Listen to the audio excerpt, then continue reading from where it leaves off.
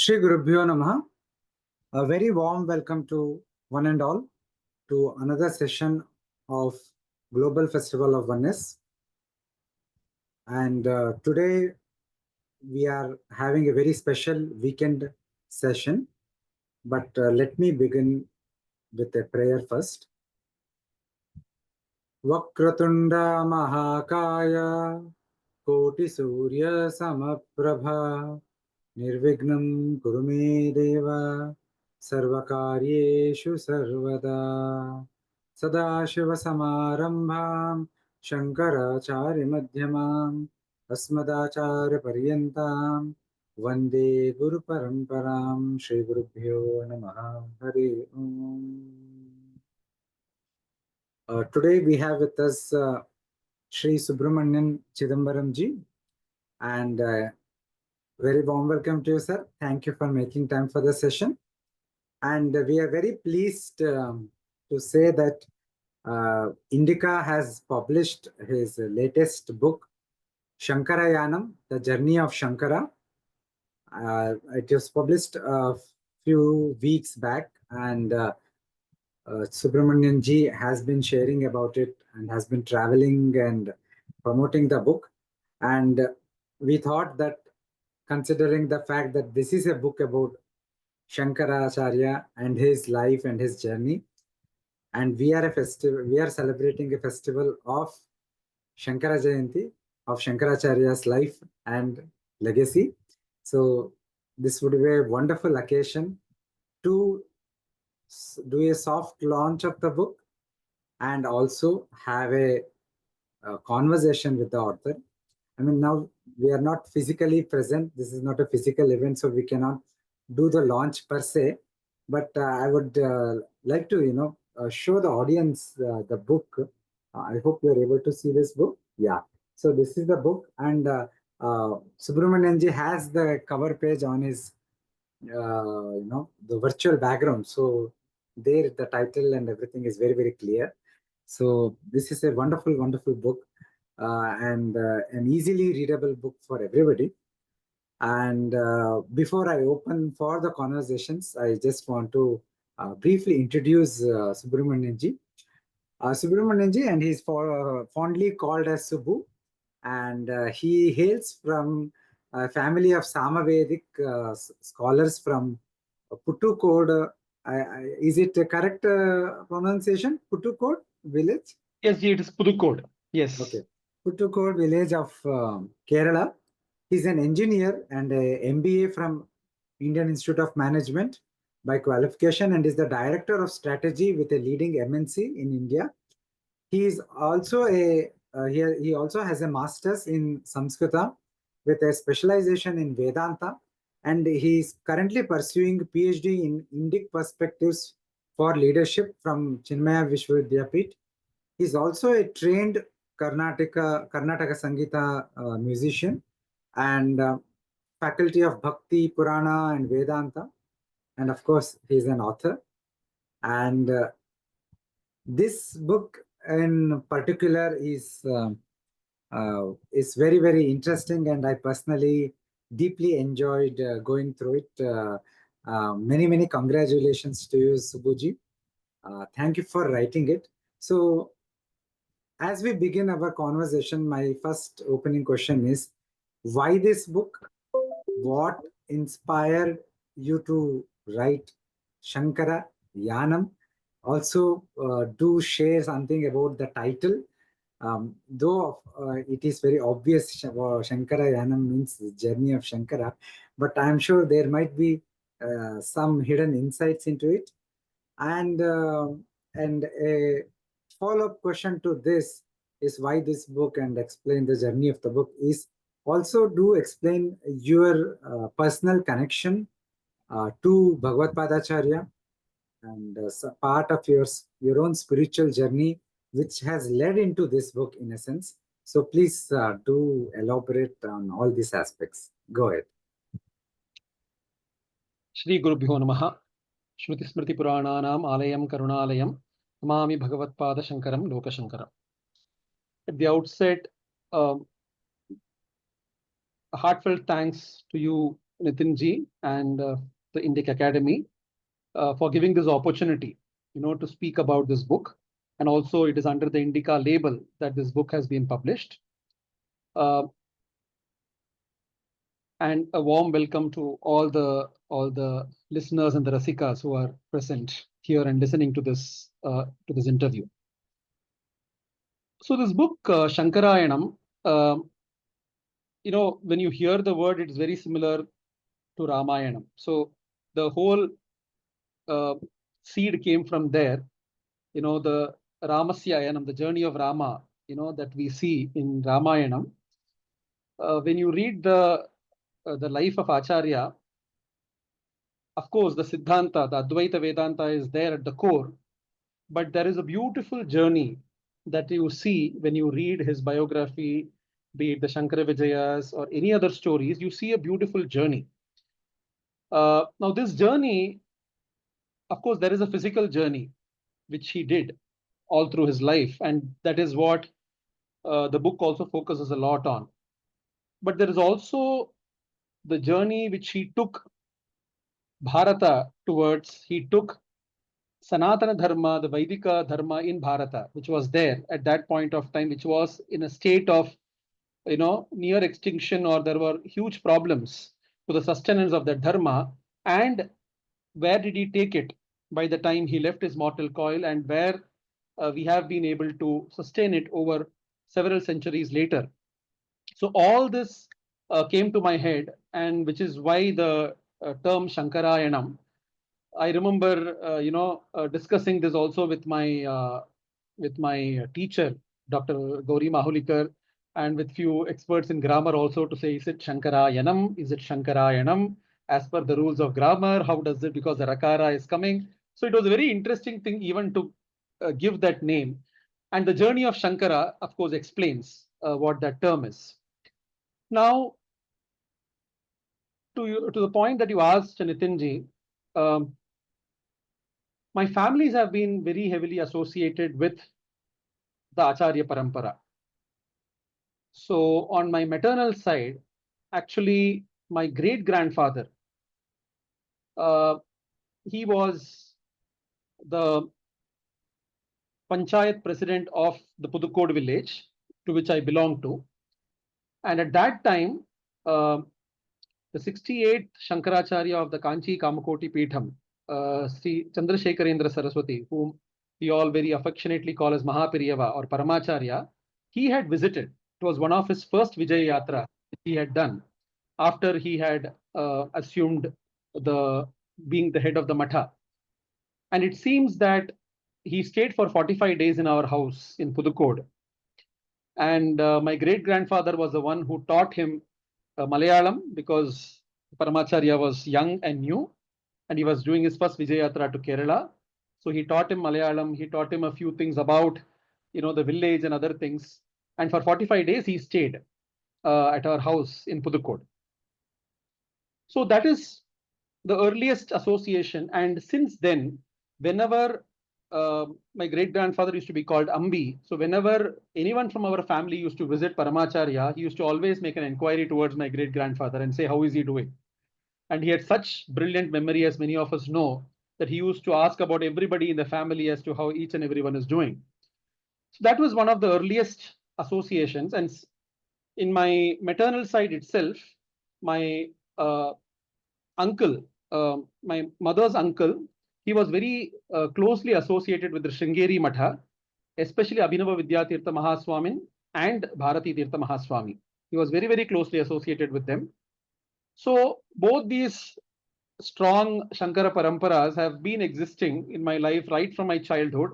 So I have been hearing stories from them, from my granduncles and grandfather, everyone, about how the Paramacharyas and how the Acharyas' grace has been there, the various miracles, the power of the Jagat Gurus.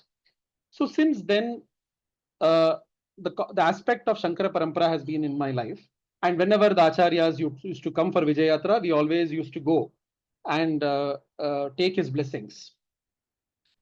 Apart from that, be it the stotras. So my in various competitions, my mother used to enroll me, be it the stotra competitions where you invariably would end up learning a stotra of the Acharya, because the kind of stotra literature that he has given us, no other Acharya has given us. So you would invariably end up saying one of those stotras. In the morning, I used to always wake up to the cassette of M.S. Subbulakshmi singing Bhaja Govindam, and then the Vishnu Sahasranamam. So this was a routine. So Acharya has always been there in my life, right from my childhood. And that somehow grew in me. Also constantly seeing the different Acharyas of Kanchi, Sringeri, taking their blessings. So it went on like that for a very long period of time. Until I did my MA in Sanskrit about, say, around 10 years or 15 years back, which is when I got introduced to the works of the Acharya in a formal way. The real Shastric interpretation of what the Acharya's works are, what is it really speaking about, what is Advaita Vedanta. Though you know it in bits and pieces, but when you start knowing it as a structured format is when you really begin to understand that more. And of course, the various Upanyasams I used to hear right from my childhood. I have been exposed to a lot of Upanyasams, be it of Krishna Premi Maharaj, be it of Sundar Kumar, Brahmashri Sundar Kumar, Nuchur Venkatraman Swami, various such Mahatmas. We have been constantly hearing their Upanyasams right from childhood. And my father and all, they used to hear of Shengaripuram Anantarama Dikshitar, Balakrishna Shastrigal, the giants of the Upanyasa, great Upanyasa Kartas. So all of them invariably would include some aspects of the Acharya in their Upanyasams. There used to be dedicated Upanyasams on the Acharya and all of that. So all this and the formal introduction through MA Samskrita and Vedanta really gave me a proper grounding into the works of the Acharya and into Acharya himself. And last year, actually, Indic Academy itself had approached me to conduct a course on the Acharya, on his life and works, because I had presented a topic on the Acharya for one of the Indica conferences. That really, I would say, preparation for that gave me so much of material. And that is what triggered the whole thought to say, why not document this in the form of a book? And by Acharya's grace, that got completed at the end of last year, and it got released this year. So that's pretty much, Nithinji, the journey of the book. And I'm personally also very glad that you actually, converted your research into a book, so that, lot of people get to read the book. Actually, this comes to my next question, actually. Traditionally speaking, about the life of Shankaracharya are noted down, are written in the traditional hagiographies called Digvijaya texts, right? So, and all of them are in Samskrita. So they are not accessible to the common people. And I think in the last few decades, there have been some English works also that either mention in brief or perhaps in detail about Shankaracharya's life. There are material like that. But still, we see that there is still a lack of deep awareness about Bhagavad Padacharya. I mean, people know his name, definitely. Most Indians, at least in South India, most people would have heard of his name, but not many would have, know about his journey, his great contributions, or have access to a very easily understandable text on it. So, as I was reading through the book, the one thing that struck me is the very interesting, very attractive, very easy to grasp manner in which the book has been written.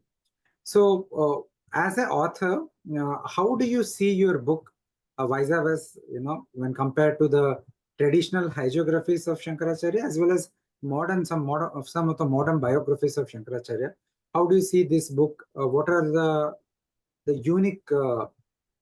What is the unique potential or unique characteristics of this book as you see it compared to others on the similar genre?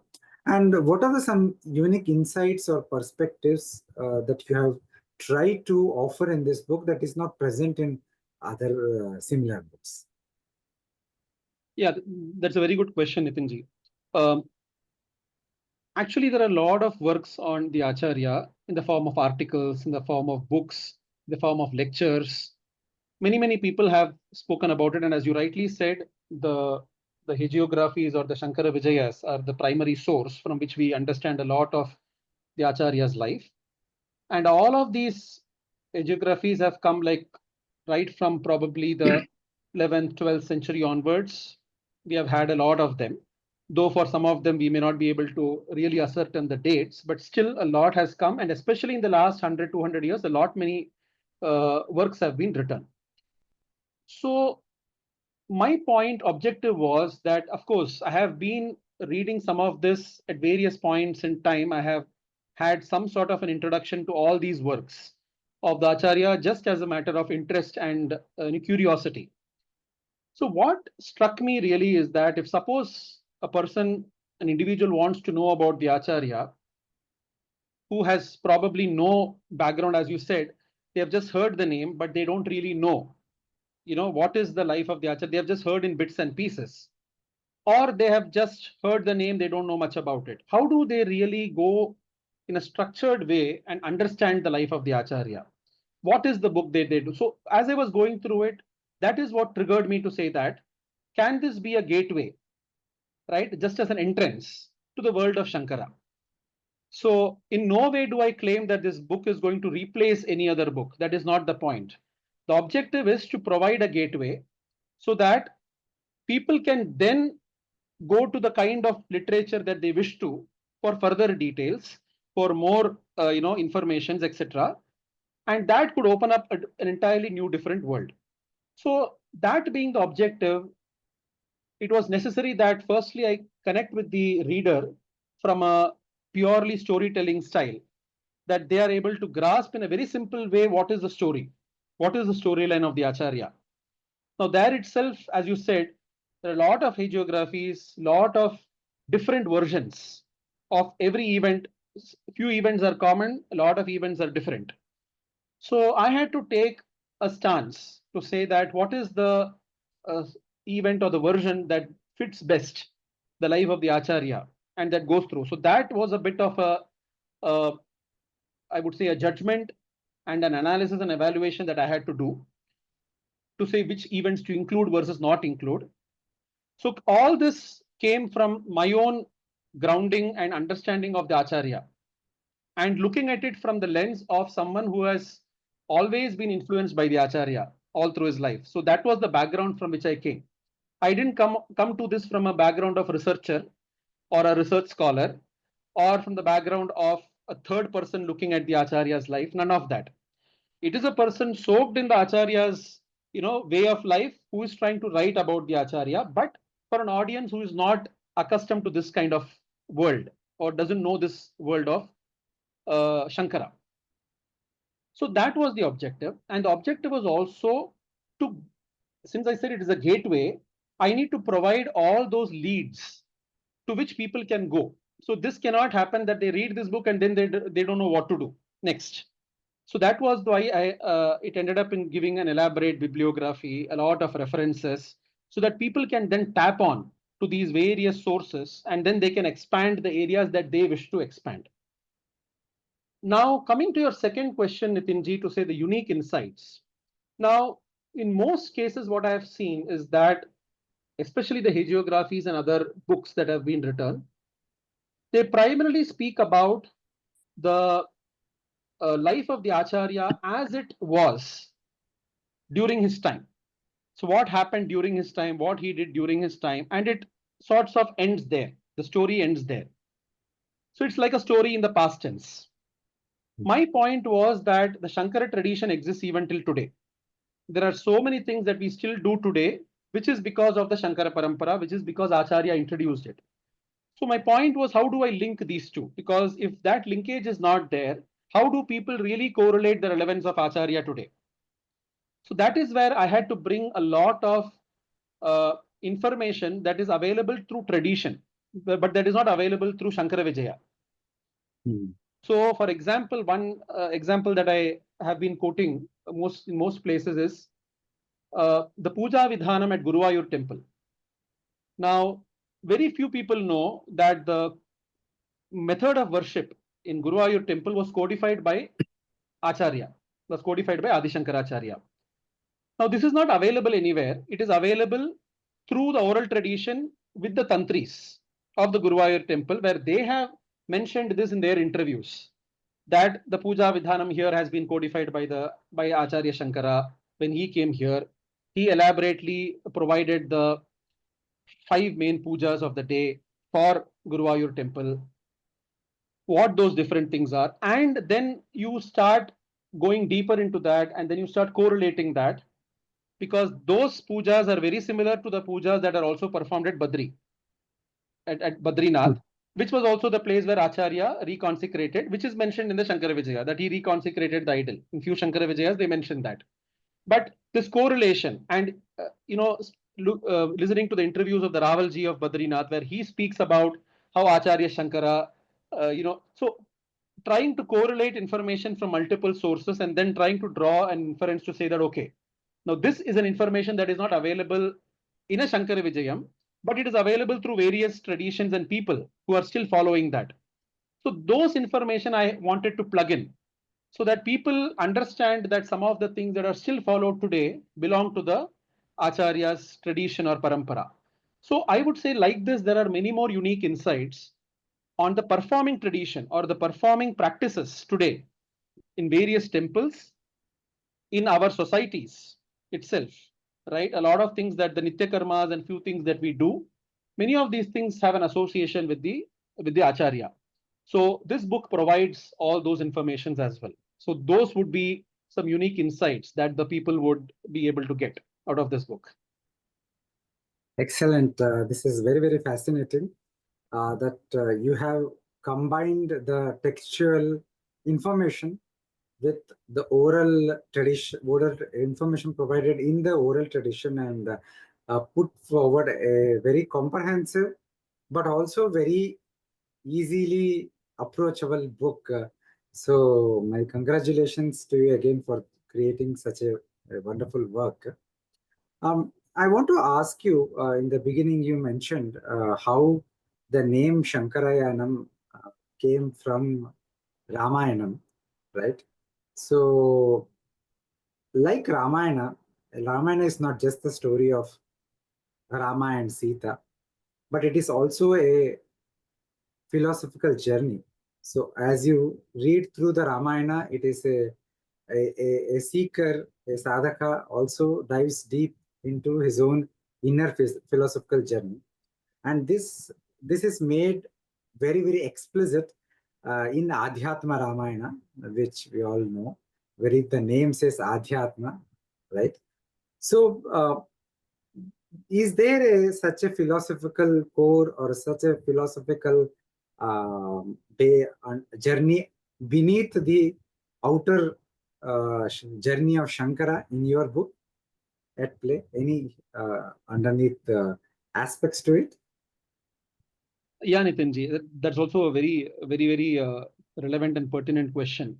Now, beneath the life of the Acharya, there is one journey that is, or one aspect that is mentioned about, is the establishment of Advaita Vedanta, or the propagation of Advaita Vedanta. Let me say not establishment, let me say propagation. Now that itself is a beautiful journey. Today, whatever Advaita Vedanta that the world is so heavily looking towards and is so attracted towards, that entire revival happened during the time of the Acharya. Because till that time, again, there were a lot of struggles, because we see that in Bhagavad Gita, when Krishna says that he came to revive it, the Brahma Vidya, and then you again had centuries and other things. Again, during the time of the Acharya, after that is when we see the revival again of the Upanishads, Brahma Sutras, Bhagavad Gita as a Vedanta Grantha and all of that. So the first thing is the journey of every individual or the human, to take the human from ignorance to knowledge, which the Upanishads are speaking about, that is the journey which is underlying the journey of Acharya. Because wherever he goes, whatever he does, the core for him remains that how do I bring that individual to Sanātana-dharma? How do I get him on the path? Now, that is very evident in all his various events that we see, especially the first half of the story, until he goes to Kashi and he writes the Bhashyas.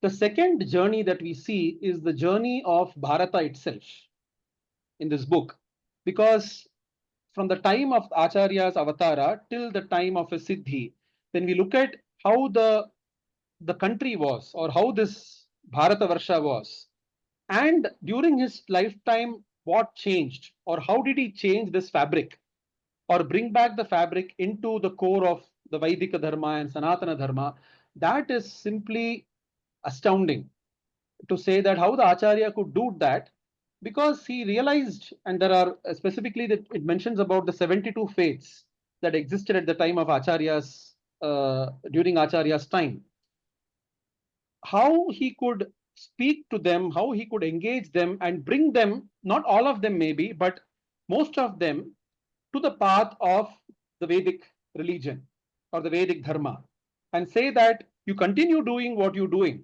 you continue worshipping your Ishta Devata, but there is a Vedic path to it. Do not adopt a non-Vedic or adharmic path that is going to trouble you and that is going to trouble the society. So how he could bring all those various faiths back to the Vedic religion while not tampering, or forcibly converting them or forcibly bringing them into this religion, that is the beauty, that is the change that I see so amazingly in the life of the Acharya.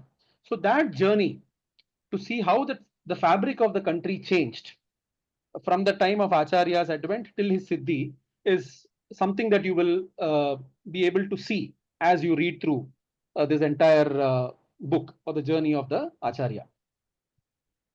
I think, the most fascinating aspect about Acharya's life is his Digvijaya Yatra, multiple times through the length and breadth of the country. And I find it very, very fascinating. And so how do you see this yatra from a perspective of Acharya's philosophical mission? I think you already answered this about how it was always about bringing people back to Sanātana-dharma. But also from the perspective of civilizational unity of Sanātana-dharma, it is often highlighted that Acharya's travel in the four directions, his starting of various mathas and pitams across the country. So they can all be kind of considered as a marking the boundaries of Bharatavarsha, of the geography of Sanātana-dharma itself. So how was your understanding or of this aspect, your insights on this aspect of this? Can you please elaborate? Yes, Nithinji. So his Digvijay Yatra actually was his first coming in contact with the larger fabric of the country. If you look at his initial years, his first 8 years he spent in Kaladi, right? Completely in Kaladi, a very safe, secure environment, which was already resounding with Vedic mantras. So there is very less of, external threat that he would have, seen in his birthplace. But then traveling from there to Narmada, but the objective was to meet the Guru and get the Diksha from the Guru. Then from there going to Kashi. Kashi would have been the first contact where he had a various different faiths and scholars of different, matas coming there and debating the Shastric view of Advaita Vedanta versus other things. But it was still a scholarly debate. It was still discussions with the scholars, with the Shastra Panditas that he had there. Then going from there to Badrikashrama and writing the Bhashya, which is, so up to here, what you see is that the Acharya's understanding is still that of the pure Shastra, putting the arguments of the Shastra, the Purva Paksha, Siddhanta Paksha, and establishing the Siddhanta. Now, after that, when you see his travel, after the Bhashya Rachanas, when he then starts going from place to place, this is where he encounters the practicing traditions of Bharata. Because everywhere he goes, like for example, if he goes to Sri Rangam, there are different kinds of Vaishnavas who come and meet him there. The book speaks about different kinds of Vaishnavas called as Karmahina Vaishnavas, Jnana Vaishnavas, Pancharatras, Vaikhanasas, different people with different belief systems, even within the same umbrella called Vaishnavism. The Vaishnavism was just an umbrella, but people still had various different belief systems in that. And each of them had a strong Shastric backing and a practicing tradition that they had. Now, Acharya encountered all this as he started doing his Digvijay Yatra. So he came to know what is it, what is this tradition, what is this tradition's core pillars, systems, principles, philosophies, and then trying to understand that and seeing what of this makes sense for Sanātana-dharma and what of this is actually ours to our Vaidika dharma. So Acharya did that during his entire Digvijay Yatra.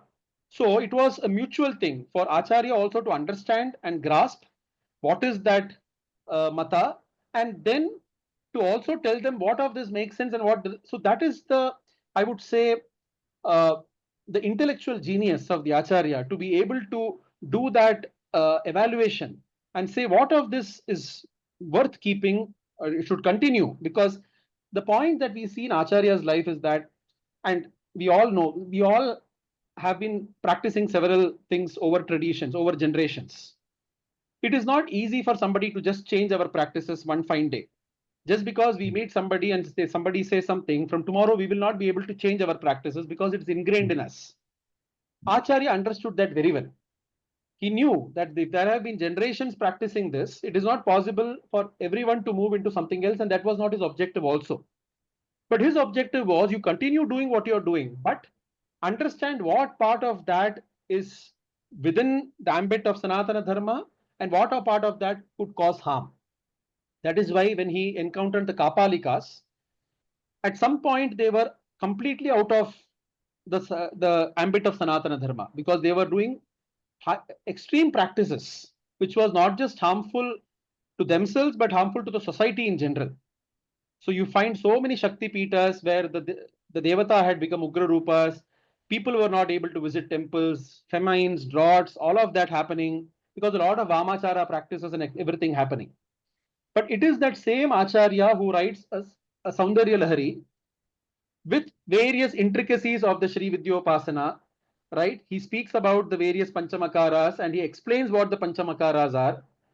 So that means it is not a problem with the philosophy of the Kapalikas, it is a problem of interpretation and practice, which Acharya could recognize that this is a wrong practice. This is not the practice that makes sense. And this, the beauty is, he did it single-handedly, because there is nobody who can support the Acharya for the kind of genius he is. So Acharya had to do this. Pretty much his disciples were there with him, his Shishyaganas were there, but pretty much everywhere we see the Acharya encountering all these different matas 101. So that was the first wave, I would say, of reformation that Acharya brought about, to say that what of this comes in the ambit of Sanātana-dharma. The second aspect that you can see in the life of the Acharya, as you rightly pointed out, is because he traveled this entire land of Bharata and he pretty much got encountered with the different traditions, faiths, and practices that are happening. Until that point of time, Sanātana-dharma did not have an institutional framework at all, especially for sannyasis or the sannyasa dharma. You might have, for dharma and everything, you might have certain samitis, sabhas, and congregations of panditas and everything.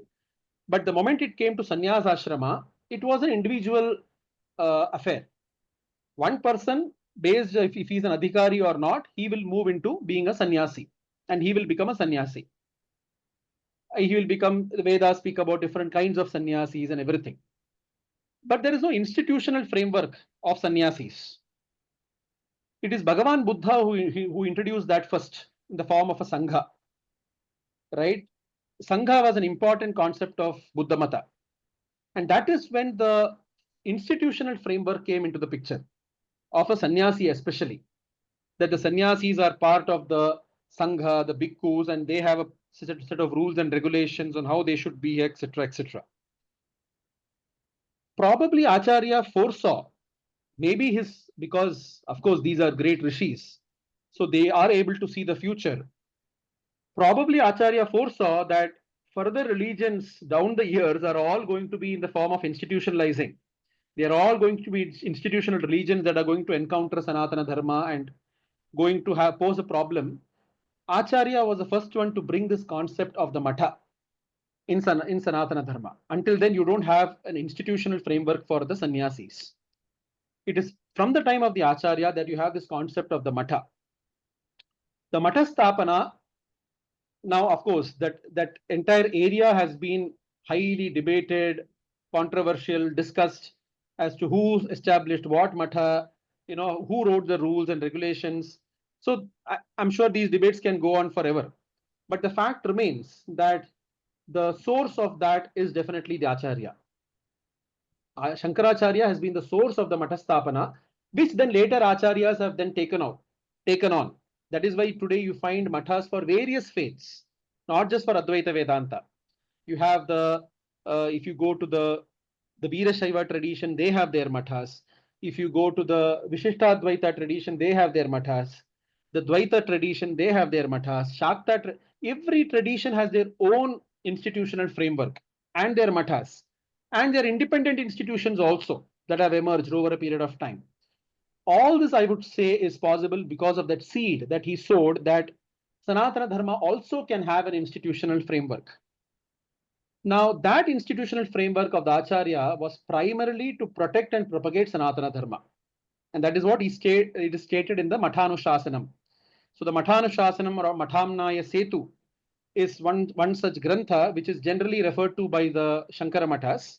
Now, there itself, there are debates on multiple versions of this Mathamnaya or Mathanushāsanam. But whichever version it is, the objective of that is to say how the yatis or the Mathadipatis should behave. What is their duty? Their duty is the prabodhana of dharma, to teach people dharma, to help them remain in Sanatana dharma, to help them practice dharma. Now, here we must note that, and this is again a point that typically comes as an accusation to the Acharya, that he was someone who propagated Advaita Vedanta, that Brahman alone is the supreme truth. But he is the same one who, if today you go to any Shankara Matha, there will be a lot of pujas, homas, the Chandramaulishwara puja. Everything is, if you might say, it is done in Dvaita Bhava. It is all the Bhava of a Bhakta and a Bhagavan. But they will say that the philosophy is Advaita, where you say that everything is Brahman. But so that the point here, the thing that we need to realize is that though Acharya definitely spoke about Advaita, which he said is the ultimate truth. He just said that. He said that Advaita Vedanta or Brahman is the ultimate truth, which is where you have to reach finally. But the word to underline there is finally. The question is, we are not there yet. And Acharya realized this during his Digvijaya Yatra, that not everybody is the Adhikari for Brahmajnana or Brahmavidya today in the place where they are. They are not mature enough. So if I have to take them from where they are today to the ultimate destination, it is a long journey. And that journey is about dharma, karma, bhakti. This is the journey. That is why Acharya wrote so many bhakti stotras and stotra literature, though typically we say that the later Acharyas who came, especially the Vaishnava Acharyas, we call their traditions the bhakti tradition, right? They are the bhakti Acharyas. Though we say that, and we commonly associate Acharya Shankara with Jnana, with Brahman and Upanishad, but there is nobody who has written as many stotras and bhakti literature as Shankaracharya. That is also a beautiful contradiction that you see in the Acharya, which is not a contradiction when you go deeper, because Acharya viewed all this as a part of the whole. everything the individual needed. So the mathas were especially established for propagation of Sanātana-dharma. That is why you see, Nitinji, as you rightly said, the concept of the Char Dham, which we call today, that is where you see the genesis of that, the origin of that you see from the Acharya, because Acharya established kshetras. He said the Uttaramnaya, he said Badari is the kshetra.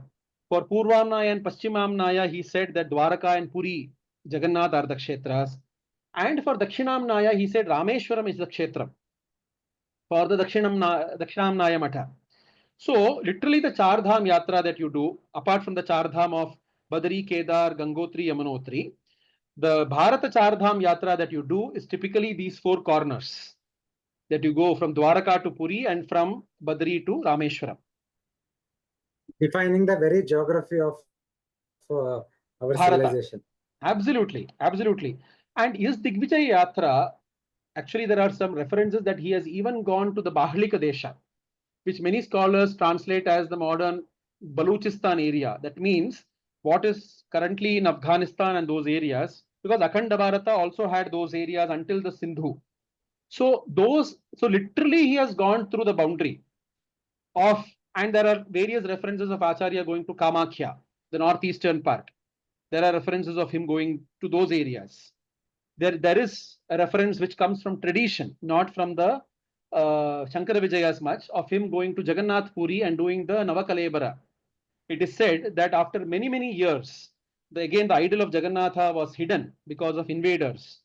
And Acharya Shankara again helped find back that idol, which was buried down. And of course, the idol had worn away and only the Brahma Padartha was there. And then he helped bring back that, and then the idol was made, and the Navakalebara, which happens once a few years, giving a new body to Jagannatha, that happened during the time of the Acharya.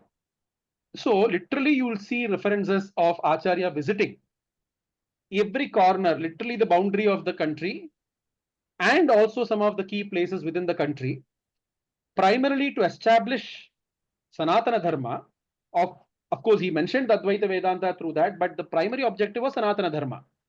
And the mathas were given the responsibility of propagating and protecting Sanātana-dharma. So, though these four mathas we speak about, there were so many Shishyas, Nitinji, that he had, and the Shankara Vijayas itself speak about it. We commonly know of the four Shishyas, which we typically show in the photograph of the Acharya, but he had innumerable Shishyas, even during his own time. Each of those Shishyas and Prashishyas, they have had their different mathas in different places. And that was also one of my the wishes that I had, that probably this book I also wanted to give a comprehensive list of all the mathas. Though I have given a description, which is still not, I would say, exhaustive enough, but still description of many of the extant mathas. I'm still working on an exhaustive list of mathas that can be attributed to the Shankara Parampara. Many of these mathas have become obsolete with very little resources to sustain them and everything. So many things have happened over the last many years. So I think that is what I would say is the Acharya's contribution, as you asked, both in terms of his various encounters with the various faiths, as well as the establishing of the mathas. Oh, wonderful, Subhaji. Thank you for a very comprehensive account. Just to carry forward from there, what are some of the important sources that you consulted, especially both the textual sources as well as the oral traditions? And how did you go about, especially how did you go about researching and finding out about these oral traditions from Badrikashram to Sri Rangam to various Jagannath Puri and all? So what was the methodology that you adopted? Any challenges, any particular challenges that you faced while researching the book, especially in finding out the sources and authenticating the information, etc.? Yeah, please let me know. And Sure. yeah, one corollary to that question is, are there any interesting anecdotes or lesser known ideas about Shankaracharya from these, various oral traditions that perhaps appealed to you or moved you or perhaps shocked or surprised you. So please shed light on that also. Sure, Ji. So one thing that we don't get a lot from the Shankara Vijayas is, of course, the date and the timing of the Acharya. That is, of course, a problem with most of our rishis also. So that is something which becomes very difficult to ascertain from the Shankara Vijayas itself, or even from the different hagiographies that we have. And that is why, though I have devoted a chapter called The Date of Shankara, which is the most debated topic on the Acharya, I have not tried to elaborate on that because, of course, given my background, I'm not a historian or an archaeologist to do any of those. And neither do we have any archaeological evidences much on the Acharya or inscriptions of the Acharya or anything that has been unraveled for us to really be able to do or make those claims.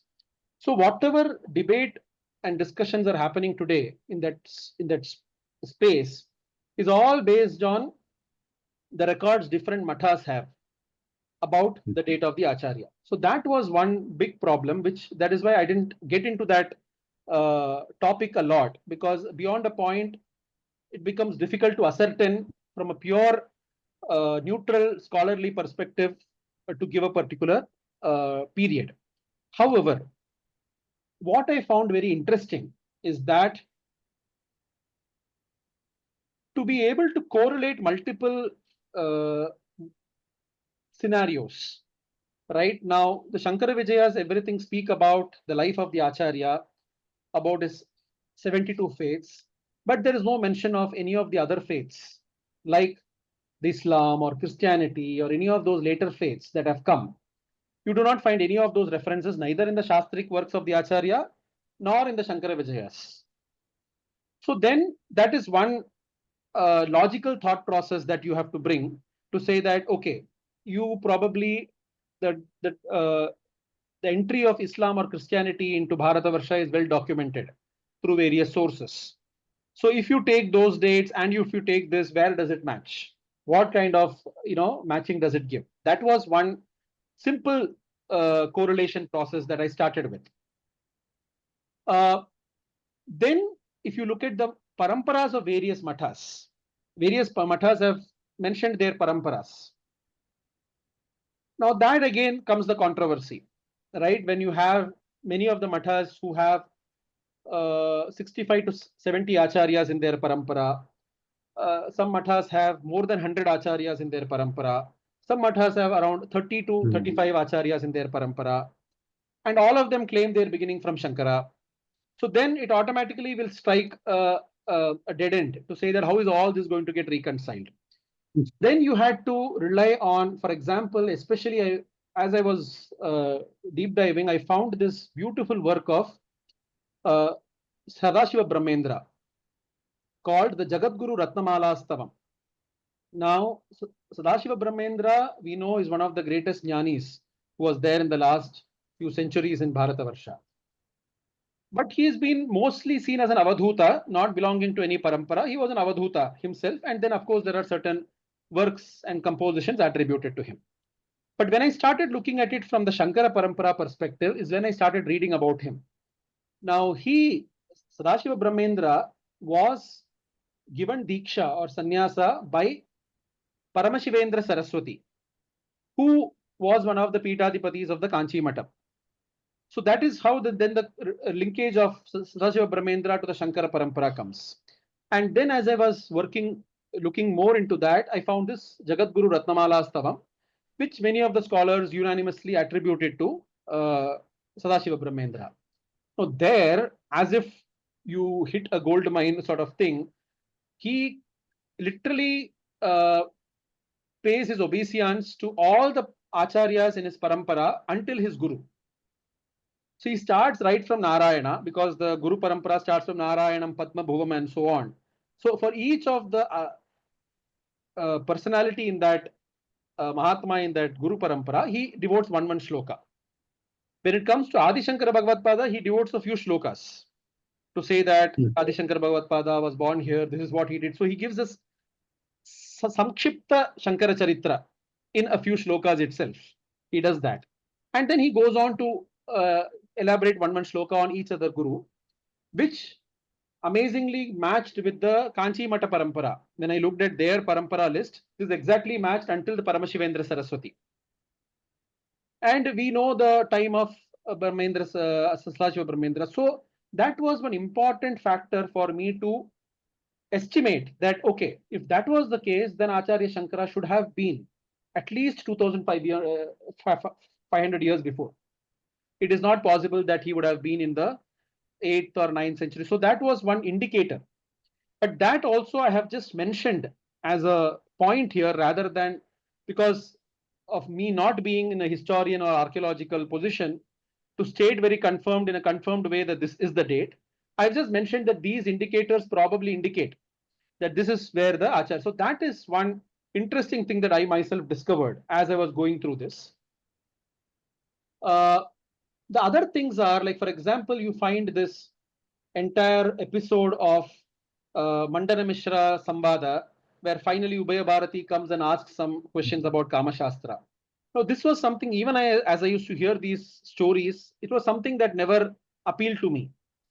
To say that why would somebody, engage in that kind of a discussion? And then as I started working, many Shankara Vijayas mentioned that episode, right? But then as I started deep diving and going further and looking at the arguments of the Acharya in his Bhashyas and everything in general, it came to my mind that if I am, and Ubaya Bharati also, there are many accounts that speak about Ubaya Bharati, that she was actually a master of both, because she was called Ubaya Bharati because she knew both Mimamsas. She knew the Purva Mimamsa and Uttara Mimamsa well. And that is how Acharya decided her to be the judge, because this was a debate between Purva Mimamsa and Uttara Mimamsa, where Mandana Mishra was on one side and Acharya Shankara on the other side. So it was interesting for me to know that here is Ubaya Bharati, married to Mandana Mishra, who is a Mimamsaka, but she herself knows both sides of the story. She is aptly placed as a judge. So I could get that linkage to say, why is she placed as a judge? The Shankara Vijayas, many of them just mentioned that Acharya asked her to be the judge because she was an avatar of Saraswati. That is how they generally correlate. But my point was, let me go beyond the Avatara story. The Avatara story is very easy to say, but if a modern audience is going to read it, it becomes very difficult for them to assimilate it. If you start saying everybody is an avatar of someone or the other, and that is why it happened, they are not going to be able to correlate it.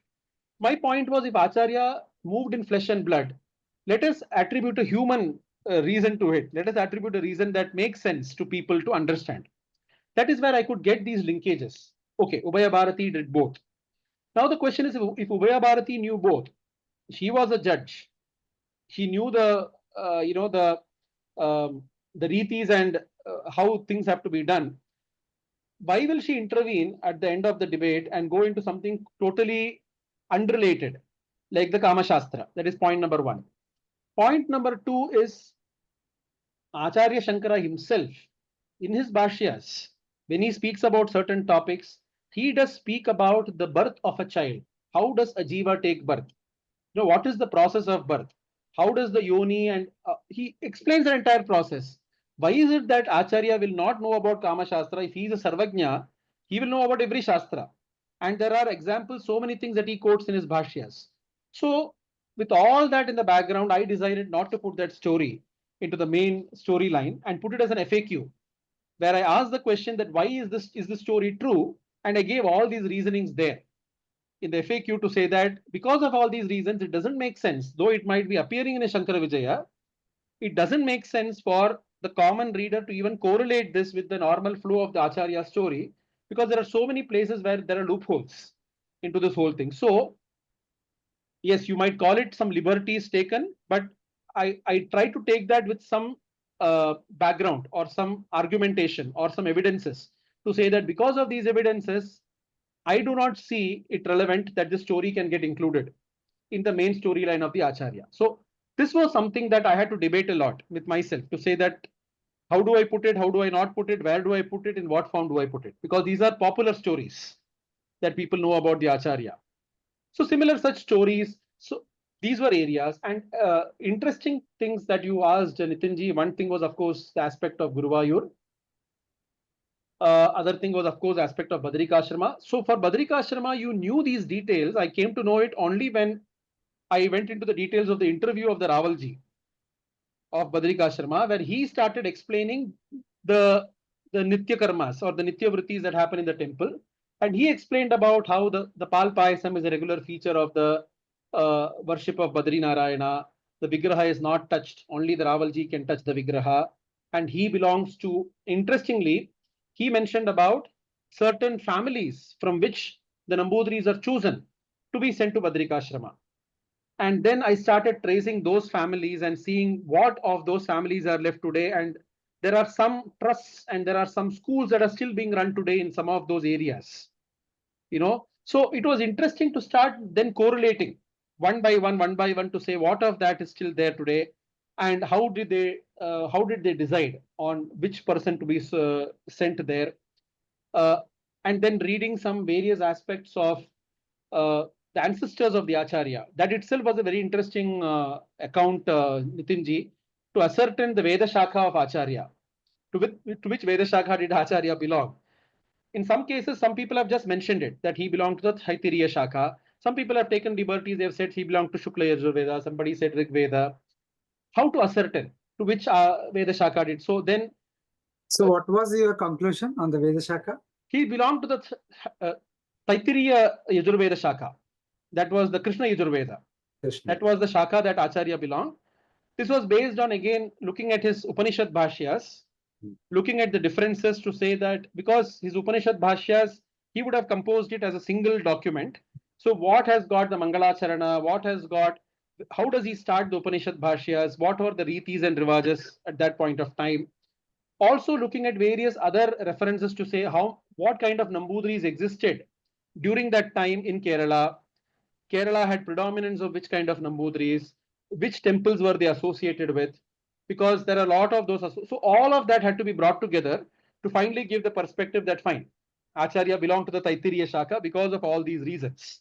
So multiple, I would say, it was an enriching journey for me to go deeper into each of those aspects of which I have just heard it as a story, but now to give a strong background to say, why am I saying what am I saying?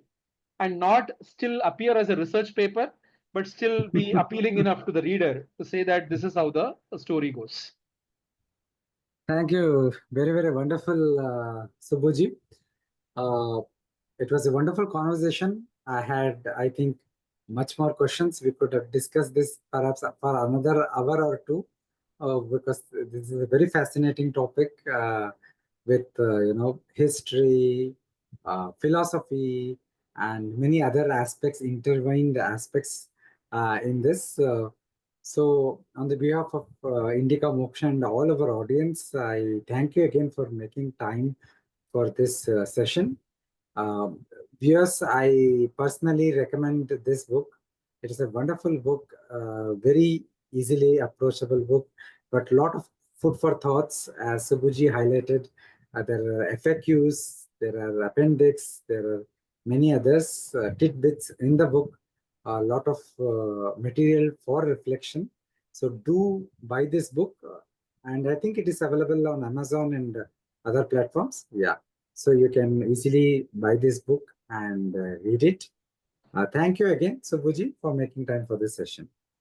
Thank you so much, Nitinji, and thanks to the authorities and Acharya's grace that this could happen. Namaskaram. Thank you. Tomorrow morning, we have a talk by Swami Nikhilananda Saraswati Ji, which is on significance of Jigyasa as per Brahma Sutra. And join us tomorrow at 7 a.m. and listen to wonderful lecture by Swamiji. With this, we conclude today's session. Shri Guru Bhyo Namaha.